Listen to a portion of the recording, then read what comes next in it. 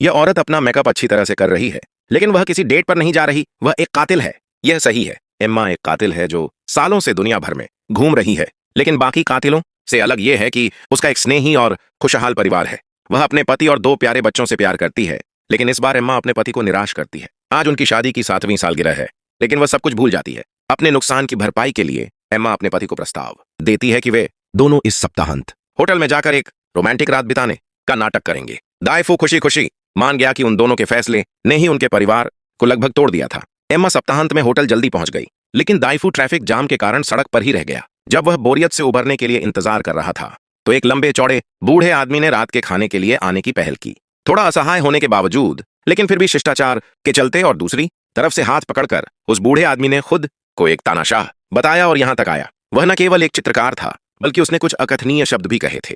जब एम्मा स्तब्ध थी, तभी दाइफू आखिरकार होटल में आ पहुंचा। हालांकि बूढ़ा आदमी जाने का रास्ता भूल गया था, लेकिन फिर कभी मुलाकात नहीं हुई। दोनों लोगों को यह देखकर नफरत हो रही थी कि तीनों ने मिलकर शराब पीने का प्रस्ताव रखा था। यह पता नहीं कि उसने एम्मा की सतर्कता को सफलतापूर्वक जगाया है या नहीं, और अपनी मौत का पूर्वाभास कैसे मिटाया है। बिछड़ने से पहले उसने अपने कमरे का नंबर बताया और एम्मा से उसे ढूंढने के लिए वहां जाने को कहा। उसने अपने जीवन के प्यार को विदा कर दिया। एम्मा अपने नींद में डूबे पति को वापस कमरे में ले गई। जैसे ही दाइफू अगली रोमांटिक रात का इंतजार कर रहा था, उसने आंखें बंद कर लीं और सो गया। पता चला कि जब दोनों शराब पी रहे थे, एम्मा ने उसमें नशीला पदार्थ डाल दिया था।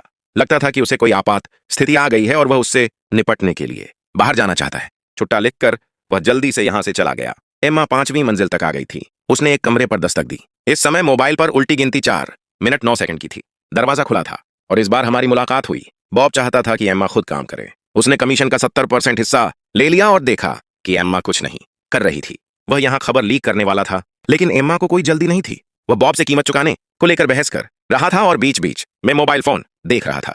इस समय बॉब बहुत गंभीर लग रहा था। उसे लगा कि वह दूसरे पक्ष के साथ हो गया है, लेकिन इस पल उसका शरीर अचानक पहले जैसा हो गया। उसके मुंह से कोई आवाज नहीं निकल रही थी। एम्मा इसी पल का इंतजार कर रही थी। जिस पल वह हॉल में उलझा था, उसी पल से वह दृढ़ हो गया था। इसलिए उसने शराब में झरना लगने का मौका लिया और दूसरे पक्ष की तरफ देखा। और जैसे ही उसने अपने फोन पर उल्टी गिनती खत्म की, खजाने का जहर पूरी तरह से उतर गया। एम्मा आखिरकार दिल पर पत्थर रखकर जमीन पर गिर पड़ी। वह बस उस दृश्य से निपटना चाहता था, लेकिन डॉक्टर ने फोन किया ताकि उसके पति को शक न हो कि एम्मा फोन उठाने की जल्दी में है। लेकिन उसे उम्मीद नहीं थी कि बॉब चुपचाप खड़ा हो जाएगा और उसे गोली मार देगा। लेकिन बूढ़े की हरकतें बहुत ही यांत्रिक थीं और एम्मा ने आसानी से छिपा लीं।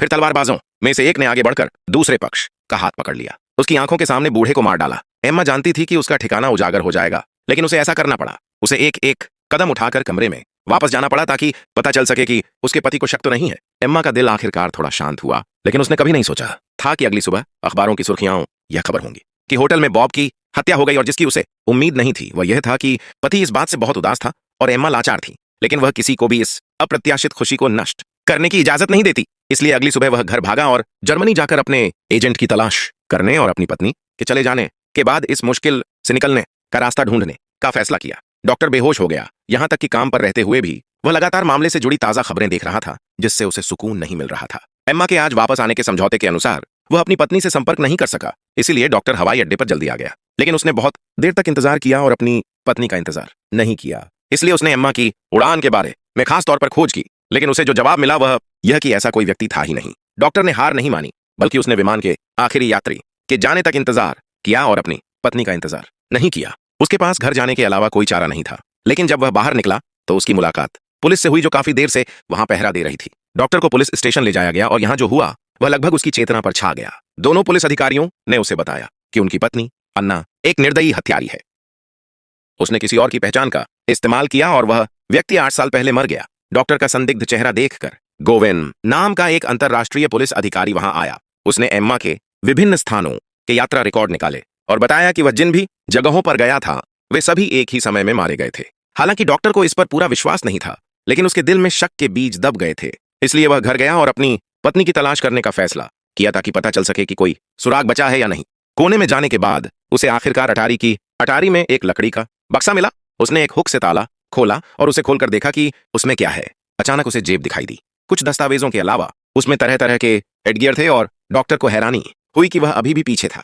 बक्से के नीचे एक स्नाइपर राइफल है और अब तक उसने अपनी पत्नी की हत्यारी के रूप में पहचान की पूरी तरह पुष्टि कर दी है। उसी समय तमाम तरह के उतार चढ़ाव के बाद एम्मा आखिरकार बर्लिन पहुंच गई और उसका एजेंट जेफ पहले से ही यहाँ उसका इंतजार कर रहा था और उसके यहाँ आने का मकसद बहुत ही साधारण था, जो इन पासपोर्टों को लेकर पूरे परिवार के साथ कनाडा प्रवास पर जाना था। लेकिन अक्सर शुभकामनाएं हमेशा उथल पुथल में ही रहती हैं। एम्मा को एक कार मिली पीछे से, वे उनका पीछा कर रहे थे, इसलिए एजेंट ने कार रोक दी और सड़क किनारे बार में घुस गया। इसी दौरान एक बड़ा आदमी उसके पीछे पीछे आया, लेकिन उसने पूरे बार में देखा, लेकिन एम्मा का कोई रूप नहीं मिला और उसके पास वहां से जाने के अलावा कोई चारा नहीं था। अनजाने में जिस जगह से वह अभी अभी गुजरा था, वहां एम्मा एक आदमी के पीछे से प्रकट हुई। उस बड़े आदमी को दूर कोने में घुसते देख फिर वे लड़ने लगे, लेकिन वह बड़ा आदमी उसका विरोधी बिल्कुल नहीं था। उसे जल्दी से बाहर निकाल दिया गया। बड़े आदमी की समस्या का समाधान हो गया। एम्मा बस वहां से जाना चाहती थी, लेकिन मुझे उम्मीद नहीं थी कि दूसरे पक्ष के पास कोई मददगार होगा। उसे भागते रहना था। महिला हत्यारा जल्दी में थी। बस इसी क्षण कुंग फू ने लक्ष्य का पता खो दिया, लेकिन उसे यकीन था कि दूसरा पक्ष यहीं छिपा है, इसलिए मैंने ध्यान से देखना शुरू किया। जब मैं एक संकेत के पास से गुजरा, एम्मा अचानक पीछे से प्रकट हुई और उसने महिला हत्यारे की गर्दन पकड़ ली। हालांकि दूसरे पक्ष ने बहुत संघर्ष किया, लेकिन उसने उसे जमीन पर गिरा दिया। महिला हत्यारे पर विजय प्राप्त की। एम्मा जल्द से जल्द वहां से चली गई, लेकिन मुझे उम्मीद नहीं थी कि बड़ा आदमी जाग जाएगा और मेरा पीछा कार उस कोने से उड़ गई, वापस करने की जल्दी में था और एम्मा ने बस एक सांस ली। लेकिन उसे पता चला कि कुछ गड़बड़ है। पता चला कि जेफ के पेट में चोट लगी थी और वह पहले से ही गहरी सांसें ले रहा था। एम्मा ने कार को नियंत्रित करने की कोशिश की, फिर जेफ के पैर दरवाजे से हटाकर एक दूर कोने में ले गई। इस समय जेफ मर चुका था और दोबारा नहीं मर सकता था। इस समय एम्मा बहुत गुस्से में थी और खुद को दोषी मान रही थी। इस समय डॉक्टर भी बहुत चिंतित था। उसने बॉक्स में रखे बिजनेस कार्ड को बार बार लगभग पटक दिया। ऐसा नहीं था कि फोन काम नहीं कर रहा था, बल्कि उसने सीधे फोन काट दिया था। उसने आखिरी बिजनेस कार्ड उठाया। यह बर्लिन में एक रियल एस्टेट एजेंट का था। उसे बस थोड़ी सी उम्मीद थी कि वह बच जाएगा। बस किसी ने जवाब नहीं दिया। पता चला कि वह जेफ का फोन था। एम्मा ने बहुत देर तक फोन उठाया। उसे समझ नहीं आ रहा था कि अपने पति से क्या कहे। डॉक्टर कोई फैसला नहीं ले पाया। उसे लगा कि दूसरा पक्ष उसकी पत्नी होनी चाहिए। एम्मा को अभी भी वही सब सहना था जो उसे सहना था। एम्मा ने आवाज लगाई, हाँ मैं अकेली हूँ। उसने बस हालचाल पूछा। सुरक्षा कारणों से उसने अपने पति से घर के बाहर फोन करने को कहा। फोन पर एम्मा ने खुद को हत्यारा मान लिया और उम्मीद जताई कि उसका पति पहले बच्चे को छुपा लेगा। वह जल्द ही मामले को संभालने में कामयाब हो गया और फिर उसे ढूंढने निकल पड़ा। लेकिन डॉक्टर अपनी पत्नी की सुरक्षा को लेकर चिंतित था और बर्लिन आने पर अड़ा रहा।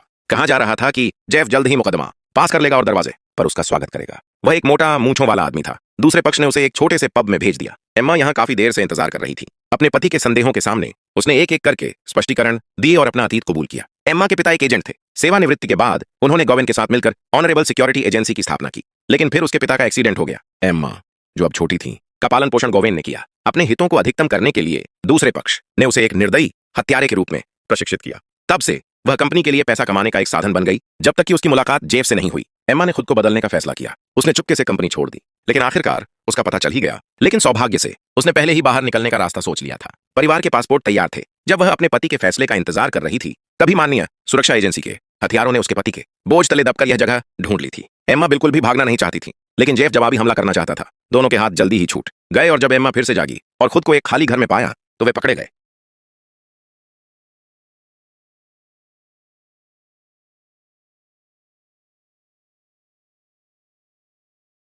उसके सामने मेज पर एक नाजुक नाश्ता रखा था। घर के बाहर घना जंगल था। जब वह स्तब्ध थी, तभी अचानक उसे बच्चों की हंसी सुनाई दी। वह इतनी व्यस्त थी कि उसने आवाज सुनी और एक पल के लिए उसका दिल ठंडा पड़ गया। उसके दोनों बच्चे गोवेन के साथ थे। वह जानती थी कि यह दूसरे पक्ष का खुद को चिकोटी काटने का तरीका है, लेकिन उसके पास वहां से जाने के अलावा कोई चारा नहीं था। बच्चों के सामने गोवेन ने एक धर्मपरायण दादी होने का नाटक किया, लेकिन उनके जाने के बाद उसका स्वभाव तुरंत ही हत्यारी रानी जैसा हो गया। उसने एम्मा से संगठन में वापस लौटने और अपने पति को खुद मारने के लिए कहा। अब बच्चे एक दूसरे के हाथों में हैं। एम्मा के पास ज्यादा विकल्प नहीं दिख रहे थे। डॉक्टर को जल्दी से बाहर निकाला गया। दोनों साथ साथ जंगल की ओर चल पड़े। एम्मा जानती थी कि पास में ही कोई स्नाइपर घात लगाए बैठा होगा, इसलिए वह हमेशा बहुत शांत रहा है और ऐसा ही है। दोनों एक ही दिशा में बढ़ रहे हैं। चलते चलते अचानक रुक गए। एम्मा ने अपने पति से उसे थामने के लिए कहा और ऐसा लगा जैसे विदाई हो रही हो। ठीक यही हुआ। गोवेन बेबस होकर जमीन पर गिर पड़ा। एम्मा ने बंदूक ऐसे फेंक दी जैसे वह कोई मामूली काम कर रही हो और फिर चुपचाप बस के आने का इंतजार करने लगी। ऊपर से एक महिला फलों का थैला लिए आई। एम्मा ने मौके का फायदा उठाकर स्नाइपर के ब्लाइंड स्पॉट में पहुंच गई, जबकि दूसरा पक्ष शव को साफ कर रहा था। जैसे ही स्नाइपर निशाना ढूंढने की कोशिश कर रहा था, अचानक पीछे से एक आवाज आई। एम्मा ने अभी अभी अपने पति को अपनी योजना के बारे में बताया था। वह गोवेन को मारने का नाटक करने वाली थी और फिर गोली एकदम सही लगी। वह दवा से बच निकली और सभी से झूठ बोलने में कामयाब रही। स्नाइपर को मारने के बाद एम्मा ने जल्दी से अपने पति की चोट की जांच की और पुष्टि की कि कुछ भी गड़बड़ नहीं है। दोनों अपने बच्चे को बचाने में लगे रहे। हत्यारे ने बाहर वाले को मार डाला और फिर दूसरे व्यक्ति का हथियार ले लिया। एम्मा ने जल्दी से अपने पति को कार में छिपने दिया और चुपचाप उसे छीन लिया। उसने अपने प्रतिद्वंद्वी को मार डाला। अगला कदम दोनों पक्षों को अलग करना था। उसने अपने पति के हाथ में बंदूक थमा दी और डॉक्टर से बच्चे को बचाने के लिए कहा और उसने गोवेन को रोक दिया। उसी समय गोवेन को शक हुआ। जंगल से खबर आने से पहले एक गोली तुरंत उसके लिए खुल गई। महिला हत्यारा सुरक्षित थी क्योंकि उसने बुलेट प्रूफ शर्ट पहनी हुई थी और दुश्मन की स्थिति का पता लगाने के लिए जल्दी से बंदूक उठा ली। लेकिन उसने सोचा भी नहीं होगा कि खतरा ऊपर से था। जैसे ही एम्मा आसमान से गिरी, दोनों में तुरंत टक्कर हो गई। दूसरी ओर डॉक्टर स्तब्ध था। वह उस जगह पहुंचा जहां बच्चों को बंद किया गया था और चुपचाप अंदर चला गया। जब वह दरवाजे पर पहुंचा तो वह भागकर बाहर आया और हत्यारे से उसकी मुलाकात हुई। जल्दी में उसने बेहोश करने वाली बंदूक का ट्रिगर दबाया और फिर जल्दी से दूसरे पक्ष के शरीर को पकड़कर कुर्सी पर रख दिया। इस समय एम्मा और दो लोगों के बीच की लड़ाई एक गर्म विषय बन गई थी। उन्होंने एक दूसरे की गर्दनें भींच लीं और एम्मा ने भी लड़ाई में एक दूसरे की गर्दनें भींच लीं। लेकिन महिला हत्यारी ने मौका पाकर अपनी गर्दन भींच ली। एम्मा ने क्रम से गर्दन दबा दी। चाकू से विरोधी को हल करने के बाद एम्मा ने पाया कि ग्वेन का कोई सुराग नहीं था, लेकिन वह जानती थी कि दूसरा पक्ष ज्यादा दूर नहीं है, इसलिए वह जल्दी से उसके पीछे दौड़ी। इसी समय ग्वेन जंगल की ओर भाग रहा था और अचानक उसे अपने पीछे एम्मा की आवाज सुनाई दी। वह सतर्क हो गया और आसपास का ध्यान रखते हुए कुछ कदम दौड़ा। जैसी कि उम्मीद थी, उसने एम्मा को अपने पीछे पाया, लेकिन पेड़ ऊंचा और नुकीला था और दूसरे पक्ष का कोई सुराग नहीं था। एम्मा को प्रकट करने के लिए ग्वेन ने एक प्रेम कार्ड बनाया। कौन जानता था कि दूसरा पक्ष इस सेट को बिल्कुल नहीं खाएगा। उसने जल्द ही गोली को बैकअप के रूप में इस्तेमाल किया। ग्वेन डरा हुआ और गुस्से में था और उसे मशीन गन से गोली चलाने का जुनून सवार था। लेकिन उसे जल्द ही एक गंभीर समस्या का पता चला, यानी बंदूक की गोली चल चुकी थी। ग्वेन बस भाग जाना चाहता था, लेकिन उसे उम्मीद नहीं थी कि एम्मा अचानक आ जाएगी। उसका शरीर जमीन पर गिर गया और उसके पेट में बंदूक लग गई। वह जानता था कि आज भागना नामुमकिन है और वह बस दूसरे पक्ष को खुश करना चाहता था। लेकिन एम्मा ने ऐसा नहीं किया। दूसरे पक्ष ने उसे बचपन से पाला था और अगर उसने ऐसा किया तो उसे जिंदगी भर दोषी रहना पड़ेगा। उसने ग्वेन को यहां आत्महत्या करने के लिए छोड़ दिया और फिर एम्मा अपने पति और बच्चे को ढूंढने चली गई। जल्द ही उनका परिवार फिर से मिल गया और गाड़ी खुशी के मुकाम की ओर बढ़ गई। बस यहीं फिल्म खत्म हो गई।